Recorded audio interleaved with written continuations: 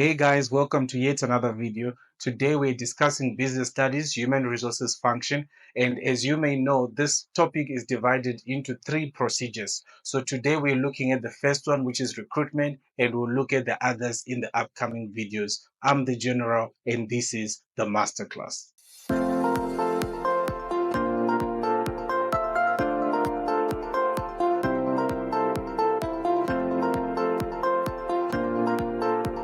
Okay, guys, so the first thing as usual that we're going to start with is the examination guideline. I'd like to repeat this, that the exam guideline is what tells us what we will be examined on and therefore tells us what we should learn. So we will do it at the start and we'll also look at it at the end to check what we have covered and what we have not. So this is our exam guideline. As far as recruitment is concerned, you must be able to explain the meaning of recruitment, outline the recruitment procedure, explain the meaning of job analysis, differentiate between job description and job specification, identify job description and job specification from given statements, identify methods of recruitment, internal and external, from given scenarios, explain, discuss, and analyze the impact, which is advantages and disadvantages of the above stated methods of recruitment, as well as to give examples of sources of internal recruitment. Then we move on to the definition. By definition, what is recruitment?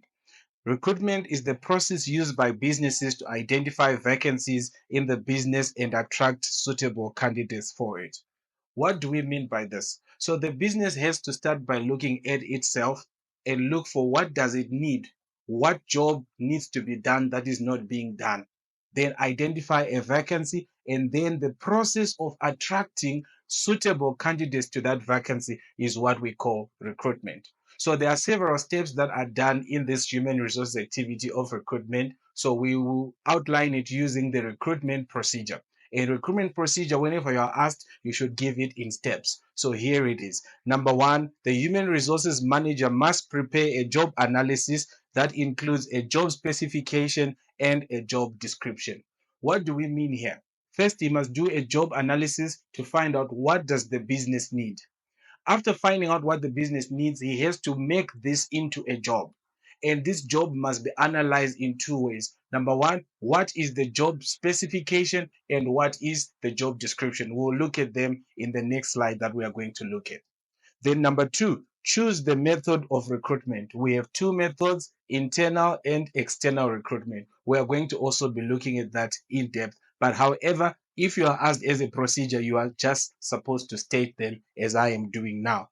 Number three, vacancies can be internally advertised via internal email or word of mouth and notices, etc. So those three that have been given there are examples of internal recruitment.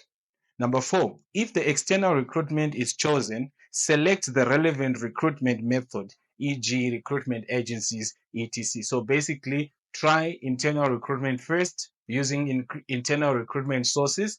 If it doesn't work, then you move on to external recruitment, looking at the different external recruitment sources available.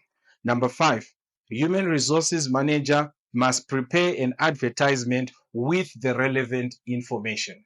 So all of this information of job specification and job description must be coined together with the other details of the business into an advertisement, which must be placed in the appropriate recruitment method.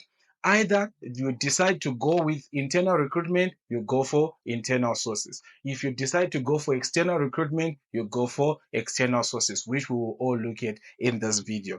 Then number six, place the advertisement in the selected media to draw the best candidates. So obviously we want to put this in the best possible place for it to be seen by the kind of candidate we are trying to attract.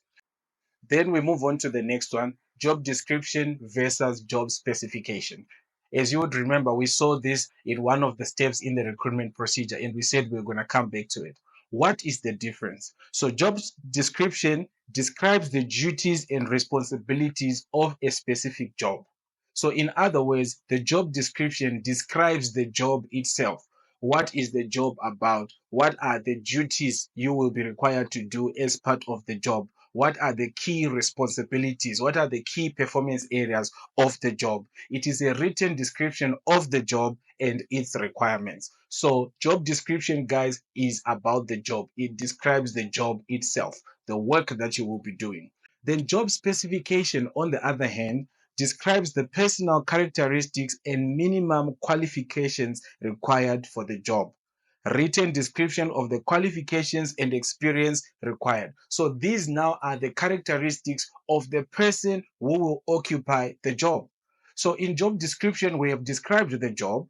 In job specification, we are now describing the caliber, the kind of person, the quality of person that should occupy that particular job we have just described. So the two go hand in hand. So here we are looking at the personal characteristics of the person. They could be physical, they could be mental, and we are looking at the qualifications of the person, job experience. We're looking at everything that he has to offer in order to qualify to fit that job description.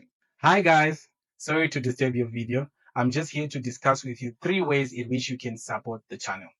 Number one is to watch the ads. So guys, the ads that come before the video, during the video, and after the video are linked to this particular video that you are watching.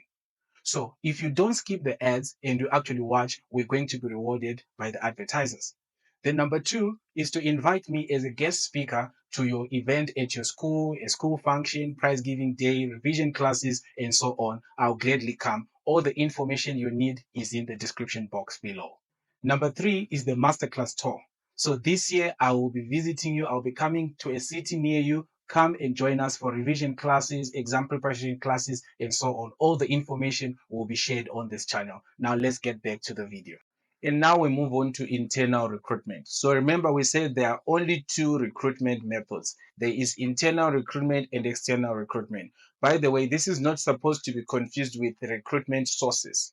So we have many recruitment sources, but they only fall into the two recruitment methods. So first is methods, then under each method, there will be sources. So let's start with internal recruitment.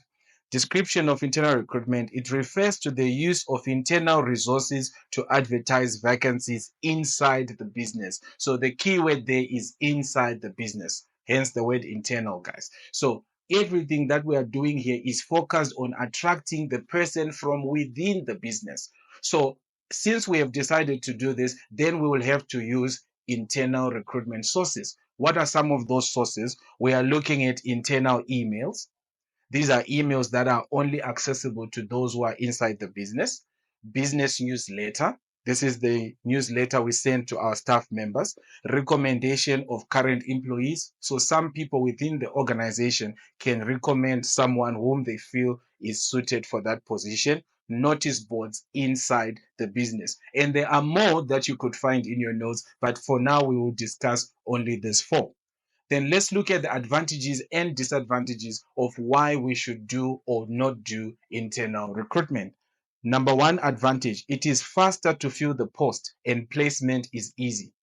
Why are we saying this? Because if we open up external recruitment, we have released the net so wide that we are going to have to give enough time for everybody to be able to respond, and we're going to have to sift through all the CVs we are going to receive as a response to our advertisement. Whereas in internal recruitment, we are only targeting a smaller pool of people, and we are likely to get someone much quicker than through external recruitment. The second one is the employee already knows how the business works. So this person, since they are part of us, they probably have already gone through induction. They know who is who, they know where is what, they know the products of the business, they know how the business works, the systems, the code of conduct, the rules. So there's no need to waste time on procedures of inducting that person and waiting for them to acclimatize. They already know the business and they can hit the ground running.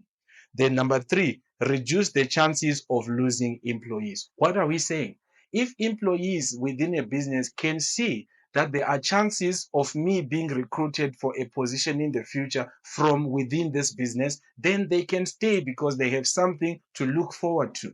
Internal recruitment, therefore, becomes an incentive for the workers inside the business. They know that one day I will be able to be promoted because this business looks inside when it wants to promote. However, what are some of the disadvantages? Promoting an employee can cause jealousy.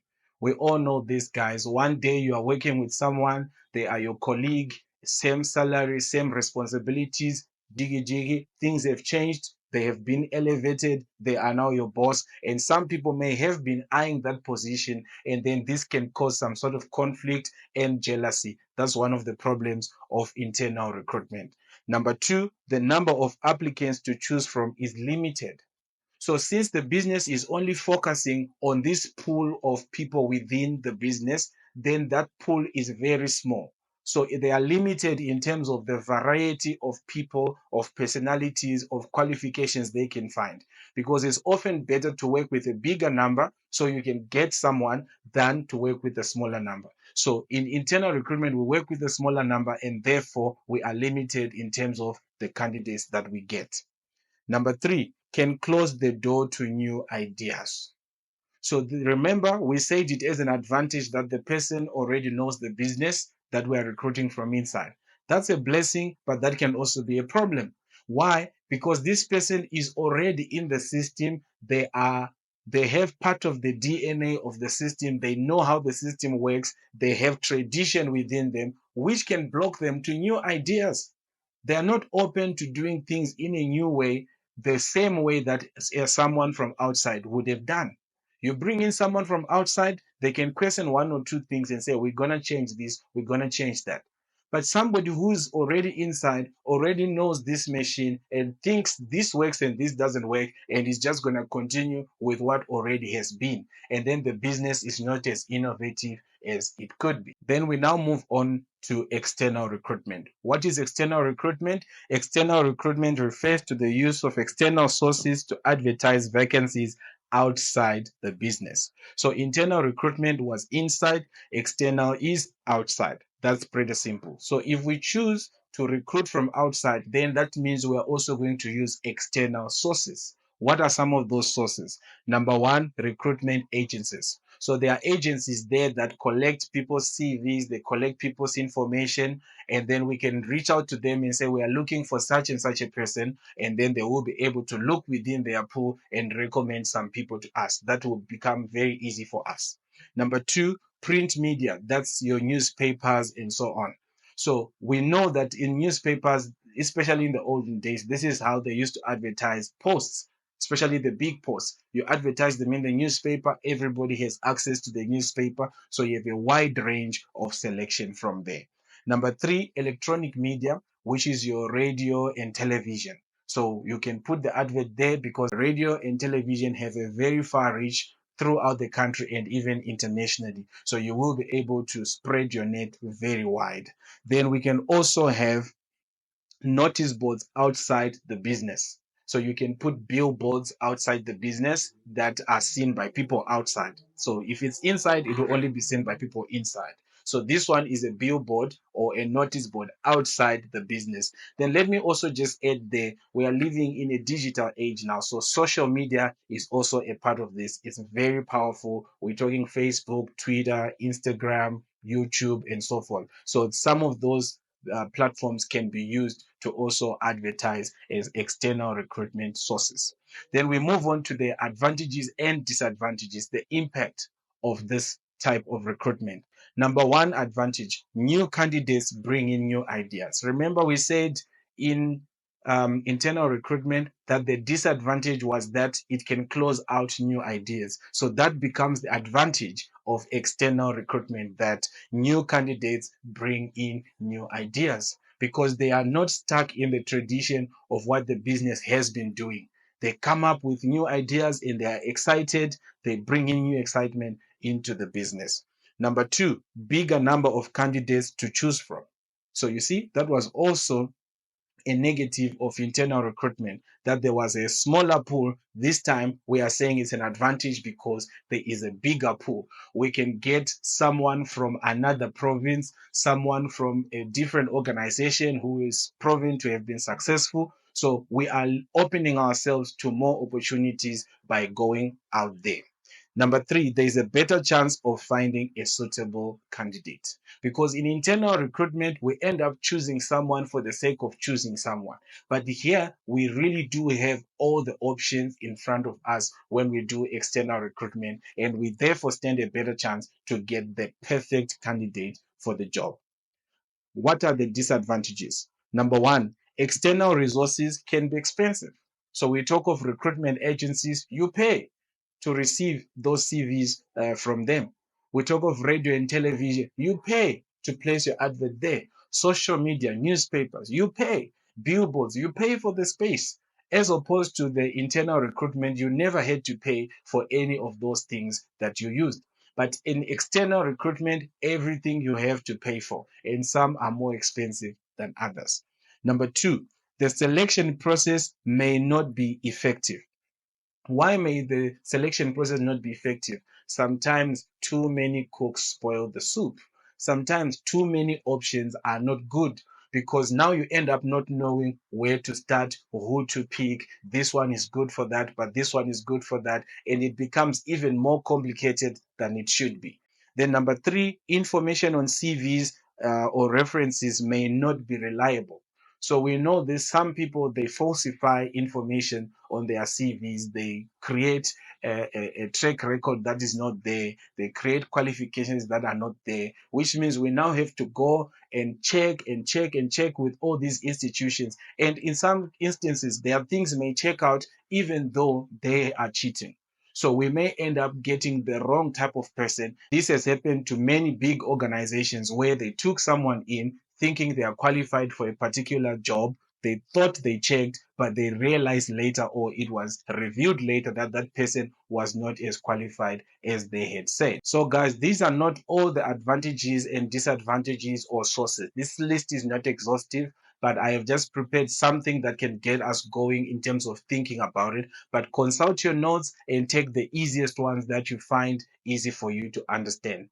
And let me give you another tip there. When it comes to advantages of internal versus external, advantages of internal, you can convert them and come up with disadvantages of external, and vice versa. The disadvantages of internal can be converted to give you the advantages of external. So just be aware of that. With that said, guys, thank you so much for watching the video. Thank you for subscribing. We are almost at 5,000 subscribers. Thank you so much. Continue engaging with us, comment, like, and share the links in all the groups for your friends and your cousins. And for more on business studies, watch this video right here.